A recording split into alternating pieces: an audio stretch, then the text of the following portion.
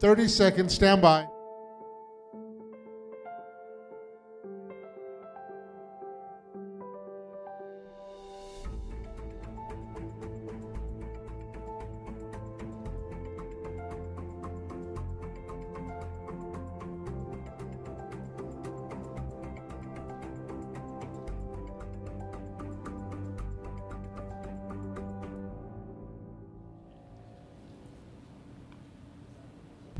You're live. Good evening. Welcome to the Planning and Zoning Commission meeting. Today is Tuesday, April 22nd, 2025. It's approximately 6 p.m. and I am Chair Thurston. Does any member of the commission or city staff know of any conflicts of interest with any items on the agenda? None. I personally have one for 7.1 that I'm going to have to step out for. All right, so conflicts of interest, only me. Moving on to public participation. Is there anyone in the public that has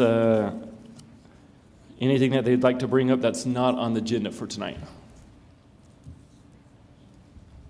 Seeing none. We will move on to the acceptance of the agenda. The acceptance of the agenda also includes us accepting of the minutes and the two items on the consent agenda. Mr. Chairman, I make a motion to accept as presented. Do we have a second? I second.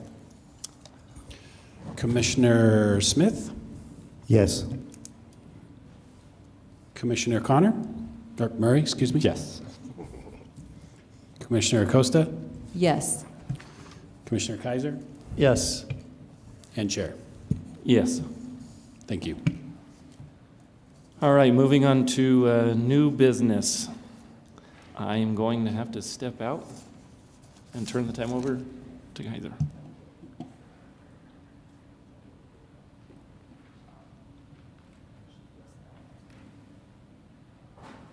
Is there any reason you can't stay in until we're done asking questions and then step out? No, so it's a conflict of interest, so he needs to leave for the presentation and the entirety of the discussion and the vote. Well, it's his property. Yeah, he can't decide on his own application. Step out on voting. Any reason he can't stay for questions?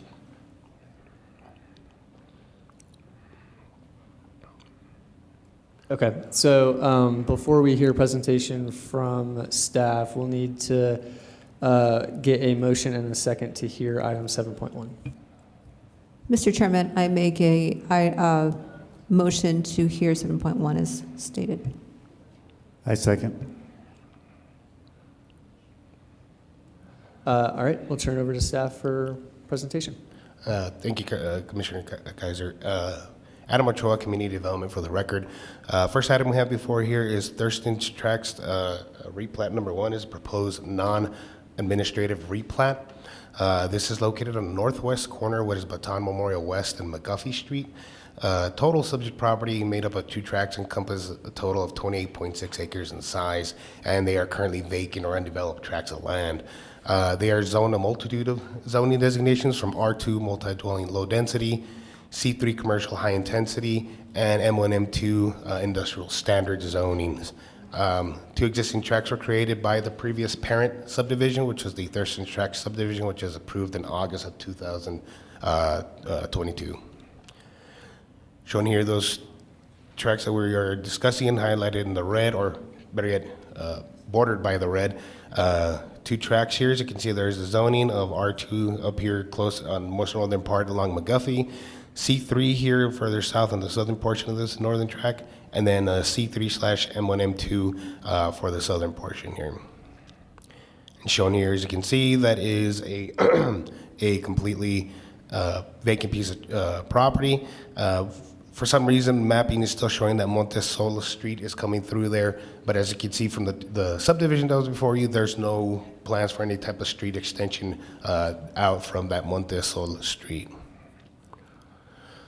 So again, this is a non-administrative replat. Since it is creating additional lots, it is required per the subdivision code to come before the Planning and Zoning Commission for approval, just like a final plat process. So this is replatting 2 existing tracts into 5 new lots. Lot 1 comes to 7.6 acres in size. That is the largest one. Lot 2, 4.6 acres in size. Lot 3, 7 acres in size. Lot 4, 6.6 acres in size. And Lot 5, 2.6 acres in size. One of these lots is multifamily, has the majority of the multifamily zoning on it, the northern portion, and the other lots are either on commercial or commercial/industrial lots.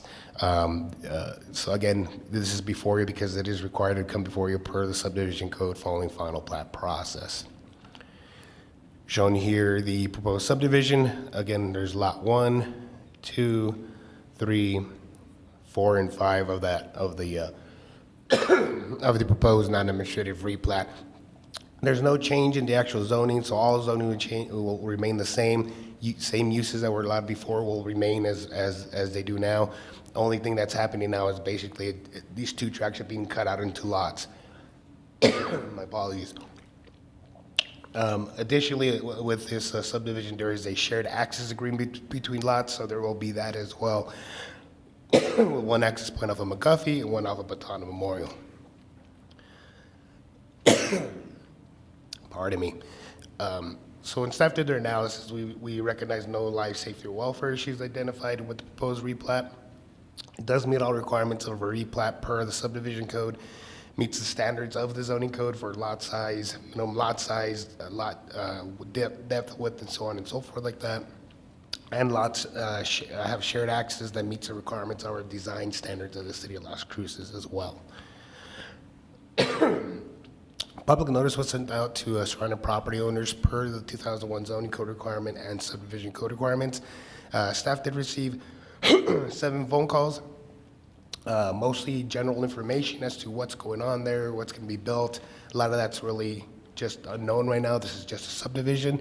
But a couple actually in support of the proposed subdivision, wanting commercial in this area because there's minimal commercial entities that can provide services to surrounding residential area, and some questions for potential traffic issues that they saw.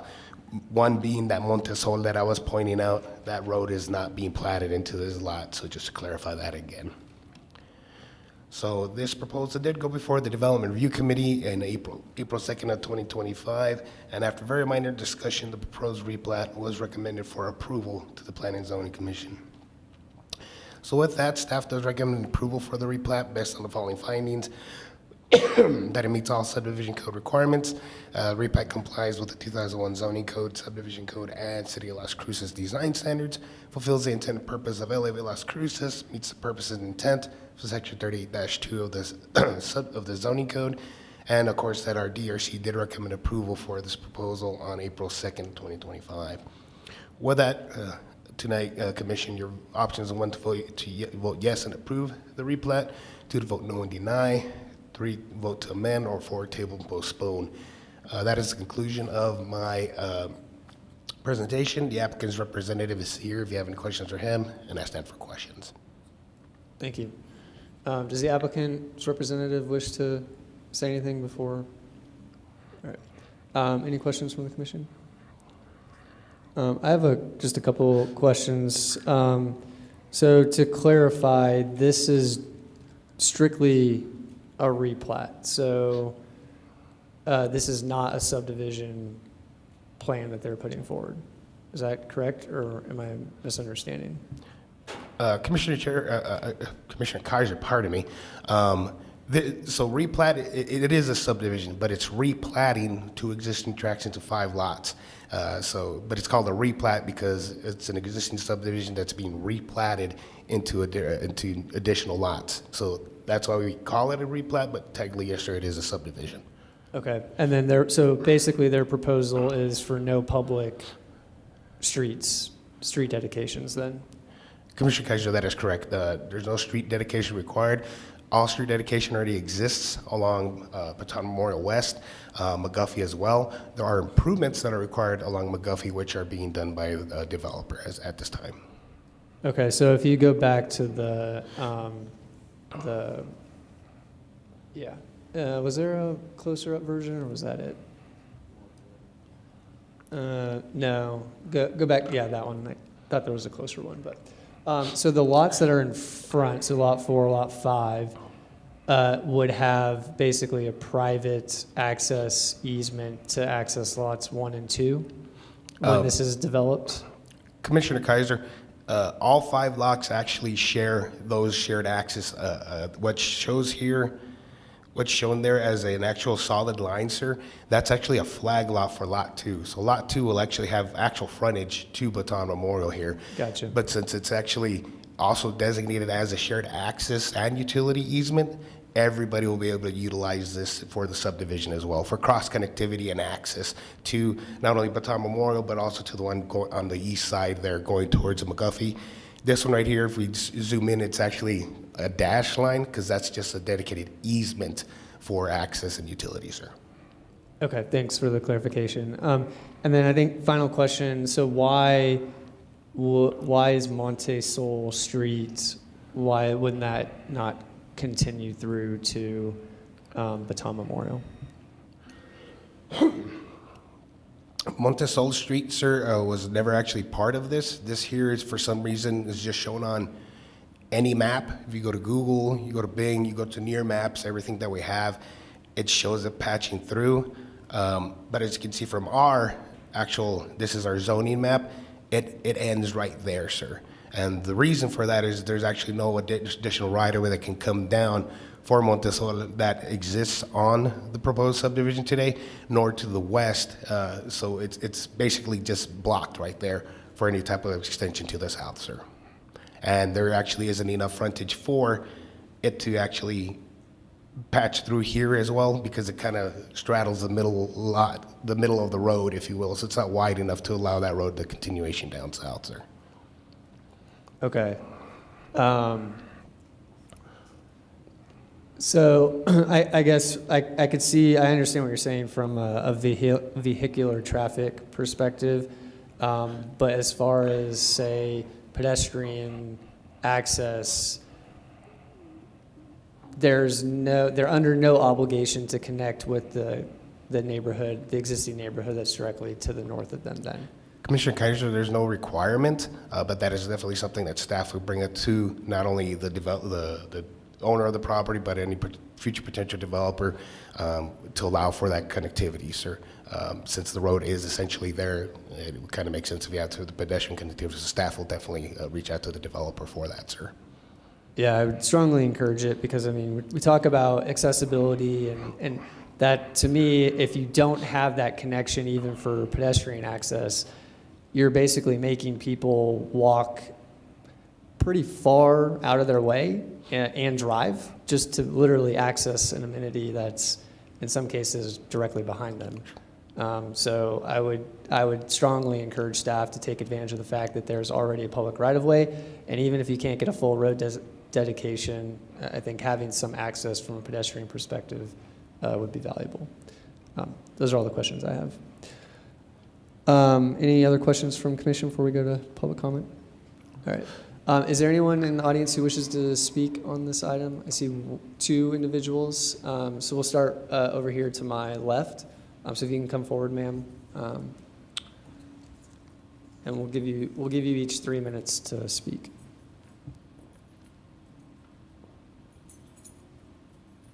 Good afternoon. Please state your name for the record, and if you could get close to the mic, that would be helpful so we can hear you. My name is Jamel Elias. And do you swear or affirm that the testimony you're about to give is the truth and nothing but the truth under penalty of law? I swear. Go ahead. So I'm one of the affected persons in this plan. I live by the Sombra Azul Street, and I do have like 10 questions. One of them is why they're trying to do a business on a residential area, because according to these zoning code that I got out of Google, I'm not an expert, obviously. But there's some urban achievements that needs to happen. And I'm also concerned about my children's community safety, traffic issues. That Montgomery Street, it's very narrow, so there's gonna be a lot of traffic in there. I'm also concerned about my privacy. My wall is not that tall, so, and I do have an over-the-ground pool, and I have 2 kids. So this is like a huge concern for me. And there's also in front of the area where they're trying to build this business, there's a daycare and there's a temple in there. So again, children, safety, community, I just see a lot of issues in here. And last but not least, I love my view. The Oregon view. I mean, I just love it, and they're gonna take it away from me. So, Thank you. thank you. All right, and then we'll go to the gentleman that was on my right. If you can come forward. Your acoustics are terrible in here.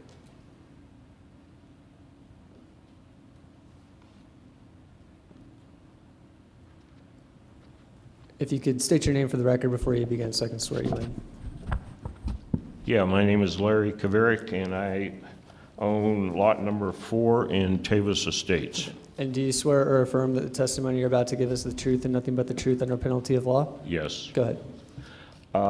My first question was on page 3 that Adam had up there.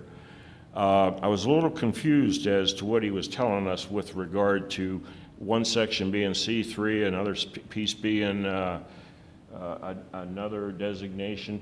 Can we ask Adam to come up here real quick and clarify that? If you want to finish speaking, then we can address any questions afterwards. Okay, Yeah. okay. You made mention, Mr. Kaiser, you made mention about a pedestrian entrance. Where were you talking about at? Unfortunately, I don't have a pointer, but it would be, why don't you finish your questions and then we'll try to get those addressed. Otherwise, we're gonna use up all of your time. Are these going to be land leases, or are they going to be individual property sales? I'll wait for that answer. Is it possible, I know everything is possible, is it possible that we could place a height restriction on all the buildings on that property?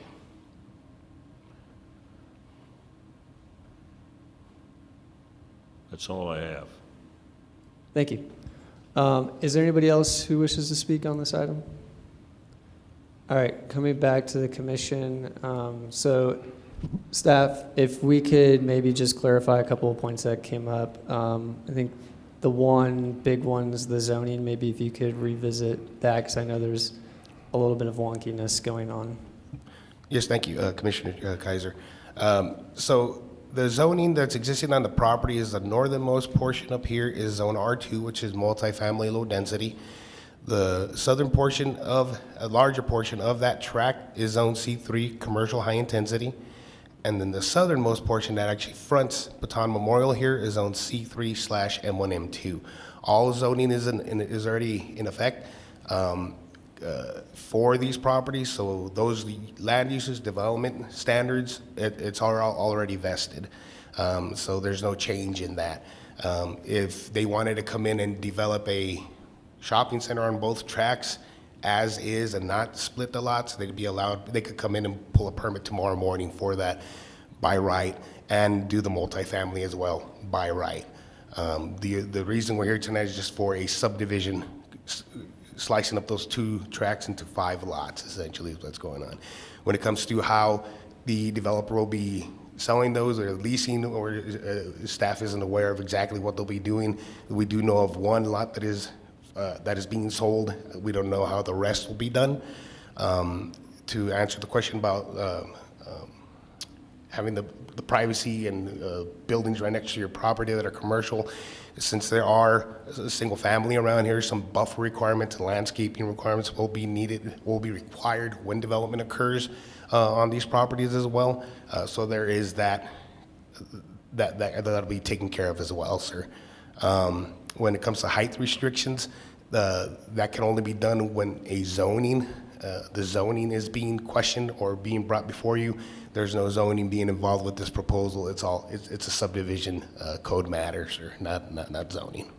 But there is height restrictions already associated with those zones. With the existing zones, yes, there is, And sir. do you know what they are? So R2 maximum height is 35 feet. C3 maximum height is 60 feet, which are extremely rare and far between in Las Cruces in my 17 years here. And then M1 and M2 is 60 feet as well, sir. Thank you. And then can you maybe just describe a little bit about give some examples of the types of uses that would go in potentially to C3 and then the C3 M1, M2? Sure. Commissioner Kaiser, what you're looking at is retail shops can be going here, shopping centers can be located in here. We currently have under review a Tractor Supply company that'll be going into one of these lots. Excuse me. Office space can be developed in here as well. Restaurants is also permitted use. Gas stations, all these types of uses are allowed by right in these zoning designations, sir. Thank you. And then I guess just to clarify the question around the pedestrian access, so that what I was referring to was the Monte Sol Street, that corner there. Again, based on what we're seeing, I don't know if it's possible, but just encouraging staff that if it is, that should be considered as part of this project. So thank you. Any other questions from the commission? All right, looking for a motion to approve item 7.1. Mr. Chair, I present to move forward, make a motion. Oh, we're mixing things up tonight, so we're just going to vote. This is on the vote for item 7.1. Commissioner Smith?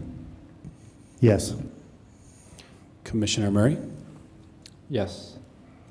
Commissioner Acosta? Yes. Commissioner Kaiser? Yes, based on staff recommendation and consistency with Elevate Las Cruces. And the chair had a conflict. Thank you. All right, if we can get our chair returned to the dais.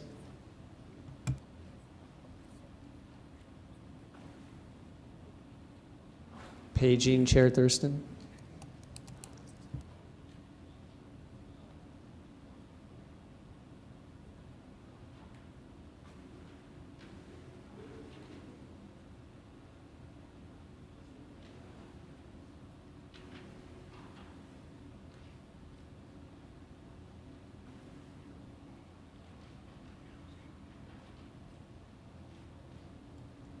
Welcome back. We'll turn it back over to you. Thank you. All right, so now if I understand this right, now we need a motion to hear 7.2. Can we get a motion to hear? I make a motion to hear 7.2. Second. I second.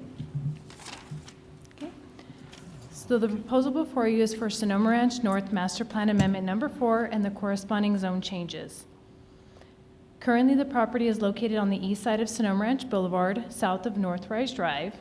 The total master plan, when it was approved in 1997, encompassed 275 acres.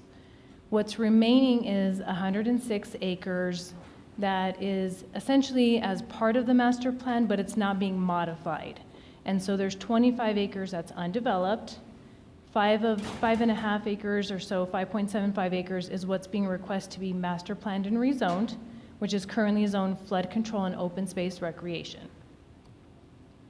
This is currently the vacant portion that is about 25 acres or so, plus or minus, as far as acreage. The rest of the master plan would consume all of the single-family residential, the commercial, office, multifamily that is located along Sonoma Ranch. And so essentially, these parcels here are not affected by the requested master plan amendment or zone change. The only portion that we are here to discuss would be the smaller portion located at the very bottom of the master plan of these 25 acres. This area right here is our flood control and open space. It's 5.75 acres that is still vacant and undeveloped across from essentially the state police office if you've driven down Sonoma Ranch. So the master plan amendment is to modify the planning parcels 6 and 10. Essentially, 10 was the original planning parcel that encompassed the 5.75 acres. That is going to be modified, and then they're also creating planning parcel 17. What they're doing is basically modifying some of the land uses within those designated acreage. It's an increase in residential uses, reducing flood control because flood control is actually being used through the arroyos that are currently there by the natural flow, maintaining the open space and recreation, and then creating office, commercial, and multifamily zoning along Sonoma Ranch Boulevard.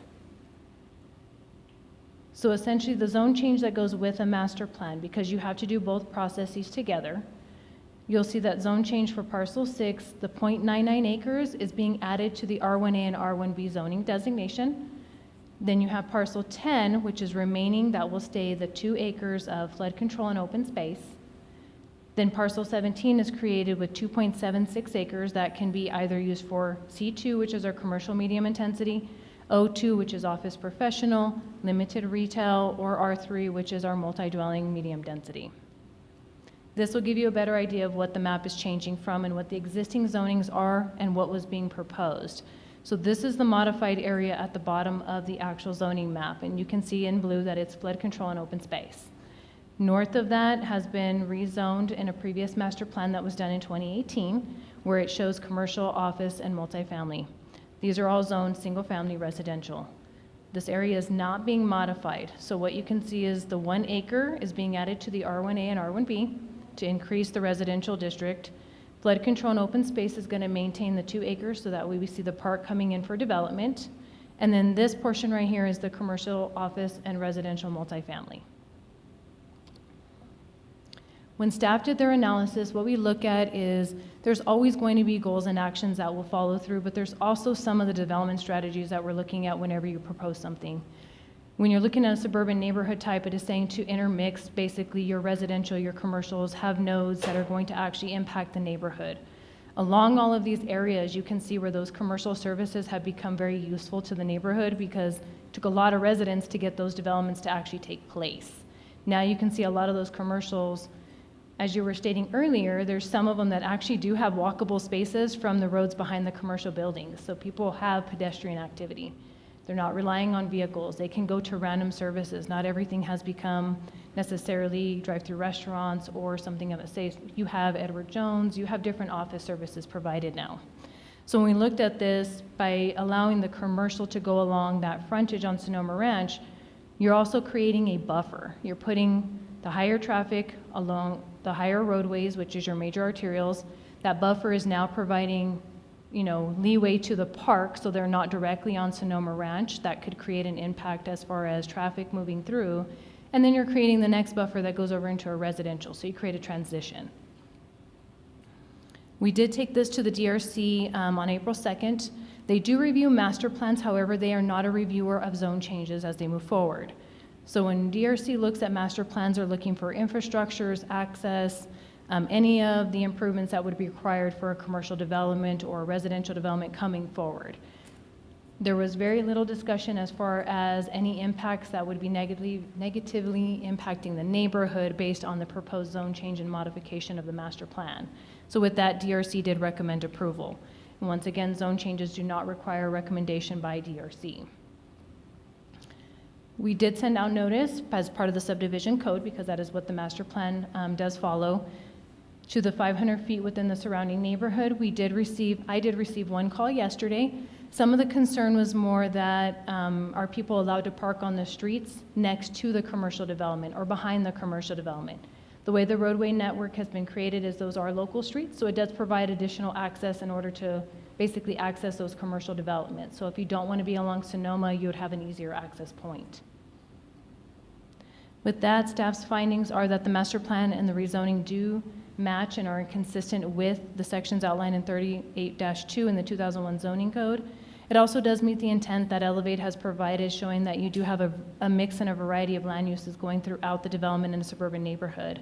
It is harmonious with the character areas. It is not out of context with what is currently there and existing and being developed. So with that, your options are to vote yes and approve, vote no to deny, vote to amend, or vote to table. I stand for any questions, and the applicant's representative is here as well.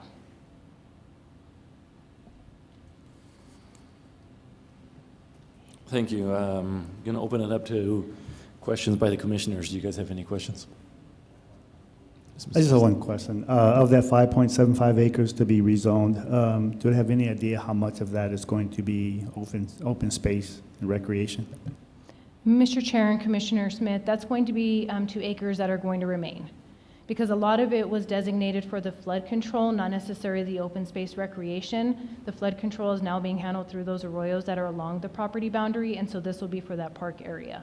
There's usually some kind of flood zone or flood components that are always associated with parks, but that'll be generally where the park and open space are maintained. Thank you. I have a couple, Chair. Kind of following along on what Commissioner Smith just asked, can you explain when this was originally master planned out in 1997, what was the plan for the open space recreation? What was the rationale for that 5 and change acre parcel? Mr. Chair, Commissioner Kaiser, I do not know what the rationale was to have that 5 acres. I don't necessarily know that it was approved as 5 acres in 1997. There were a lot of modifications. The primary modifications took place in 2018, so a lot of the parcels were rezoned. When we took it in 2018, 22 parcels were modified, and we ended up creating more, and that's when that 5 acre parcel was essentially more established as to what it could actually be developed as. From the original master plan, I would not answer that of knowing what those things were, but when we changed in 2018, a lot of those modifications took place. Okay, fair enough. So in 2018, what was the plan? That was a designated open space at the time in 2018. It was open space and flood control because a lot of the water was moving to that area. As we've noticed and going through that, and the applicant can also explain how the arroyo has affected where the drainage is no longer necessary for that parcel, and that's why it's being reduced. If it was to be maintained, a lot of it was going to be probably a giant pond that was going to maintain any of the water coming off sites. But because that's no longer in use, this is going to become essentially the park area. We list them as flood control because there's always flood control components whenever you're building those parks. Okay, but the open space element of it was open space, flood control, and I think you said recreation. Mm-hmm. So were they planning to build a park? What was... Mr. Chair and Commissioner Kaiser, yes, it's always going to, that essentially was always going to be the designated park area for the master plan itself. In that park area, though, there was an increased acreage to accommodate flood control. Now that that's not needed, the park is remaining. The park is not changing. That's going to be essentially the park for the neighborhood that was originally planned. Okay, so in 2018, 5 acre parcel was identified for flood control and a park.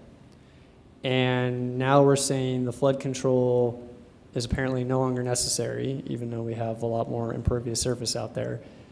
And so therefore we're reducing the park component by X percent. I'm trying to figure out, how did we decide that the park isn't changing, we're just stripping out the flood control?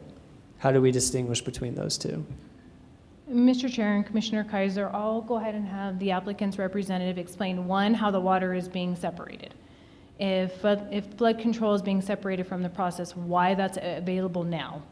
As far as the park remaining, the 2 acres would always be the park that was already established, that would still remain as the park. The flood control and park, the way that it's zoned and designated is always to show that we have that component to go associated with the park whenever we build the ponds that are going to suffice the park. And so we don't just label them as open space because they're going to have some type of drainage component with them. But it'll still be within those 2 acres that the park is developed. We're not stripping away the 2 acres of the park that was originally planned.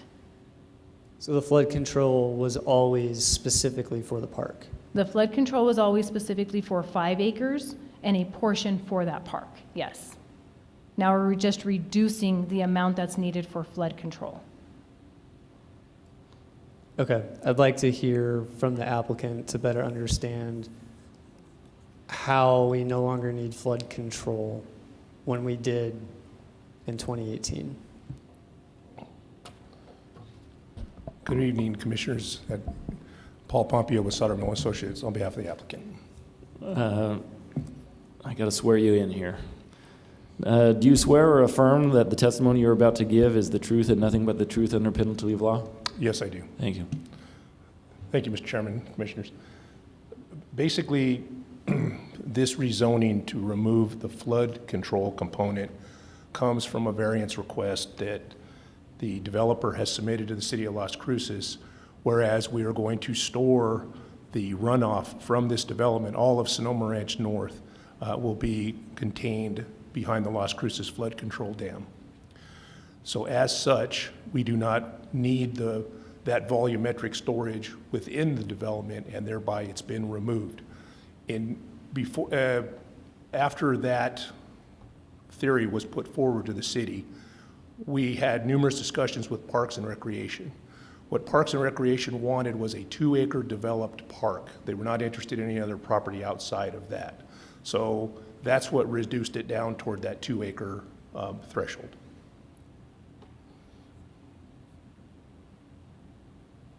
Thank you. Anybody have any more questions? I have a couple more. Keep going. This is back to staff. How many units, residential units, are planned for the extra little piece that's going to be rezoned to residential?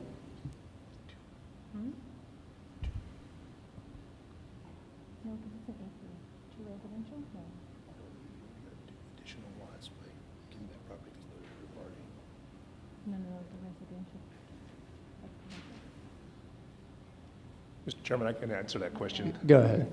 Okay, so due to the lot configuration along this edge of the arroyo and the property lines, we're getting 2 additional residential lots by the rezoning of this area right here being rezoned from open space recreational and flood control to R1A or 1B. Okay, thank you.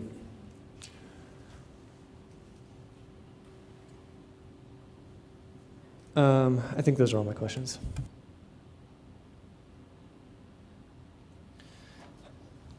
I had a couple of questions here. In the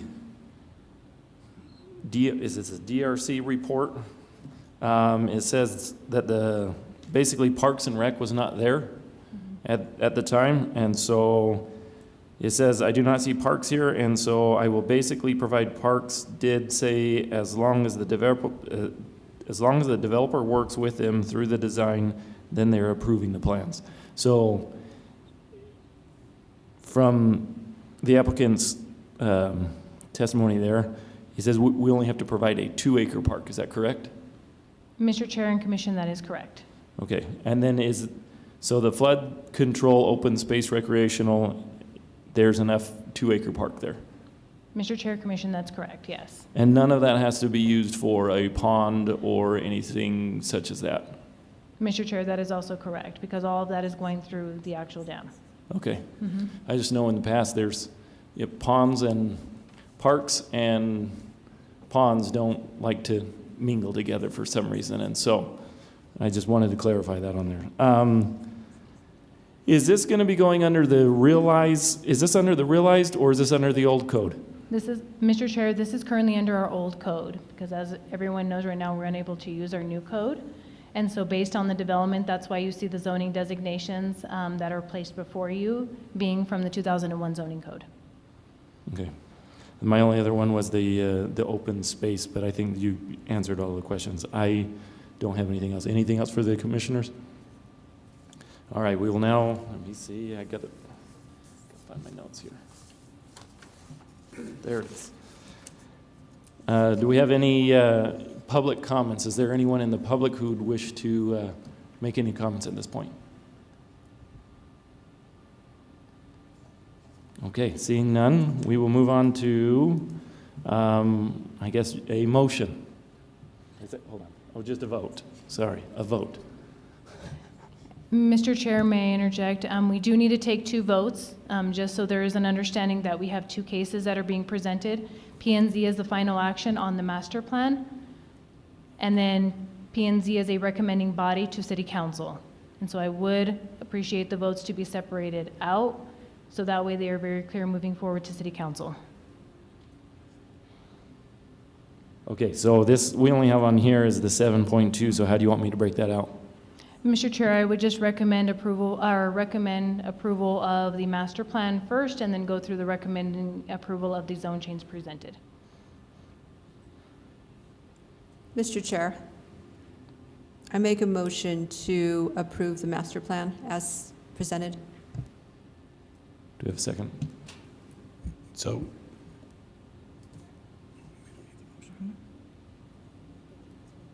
Can I get a point of clarification? So the master plan would be the new lots? That's what the master plan would be? Mr. Chair, that is correct. That is saying that the boundaries are being modified to reflect those areas as far as being residential, commercial, and open space.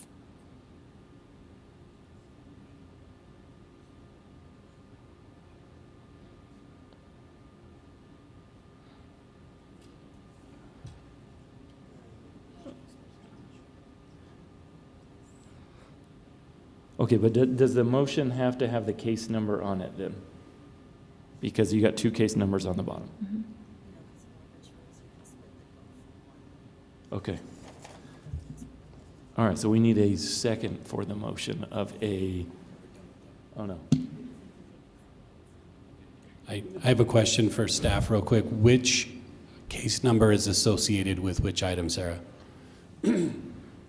Mr. Chair and Commission, case numbers that begin with CS is going to be your master plan.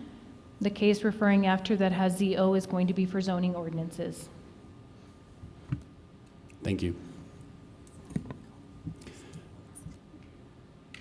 Okay, so this is on the vote for the master plan, case number 24CS05000088. Commissioner Smith? Yes. Commissioner Murray? Yes. Commissioner Acosta? Yes. Commissioner Kaiser? No. And Chair? Yes. Thank you. And this one will be on the vote for the zone change, case number 24Z005000089. Commissioner Smith? Yes. Commissioner Murray? Yes. Commissioner Acosta? Yes. Commissioner Kaiser? No. And Chair? Yes. Thank you.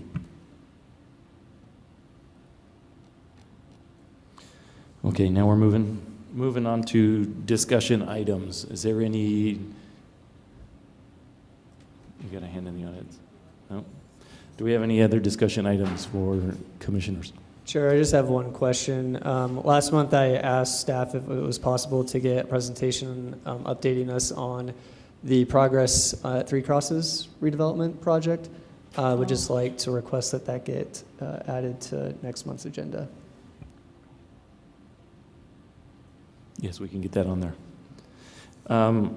Anybody else have any items for discussion? This is, I don't know if I can bring this up, but I'm curious about the Loman corridor. I know it's been several years, and I know our city manager approved with the city councilors back then on widening the Loman corridor for public safety. Right now, it's getting pretty bad. Do you have any information on that? And if you can bring it forward, maybe in one of these meetings, so we can kind of get updated on that, please? Mm-hmm. Mr. Chair and Commissioner Acosta, yes, we can look into something on that to see what the progress is for Loman, yes. Thank you. I only have one discussion. I know it's not really a discussion item. That'll be for next time. Some of the presentation formatting sometimes is confusing to me when I'm receiving it from staff, and so I wanted to basically just reach out to you guys and say, hey, is there any other formatting or other information that you guys are needing from staff to make the presentations a little bit easier for us to understand. One of the examples would have been last month was when we were talking about a park, whether it was in the old master plan, it's there, it's not. So I think some like history would help me out personally. There's a couple other things that I'd like to get on there, but I want to open it up for discussion next time and just basically give it to you guys for, bring your thoughts and recommendations so that it makes it easier for us or for you. All of us are a little bit different, and so whatever sticks out to you and what you want to see, if we can bring those recommendations, kind of write them out so that we can go over that. So it'll be easier for us when we're getting some recommendations or giving recommendations to staff of what we would like to see from them. Other than that, I don't have any other items for discussion. We'll move on to the staff announcements. Staff does not have any announcements, Chair or Commission. Okay. We need a motion to adjourn. I move that we adjourn. A second.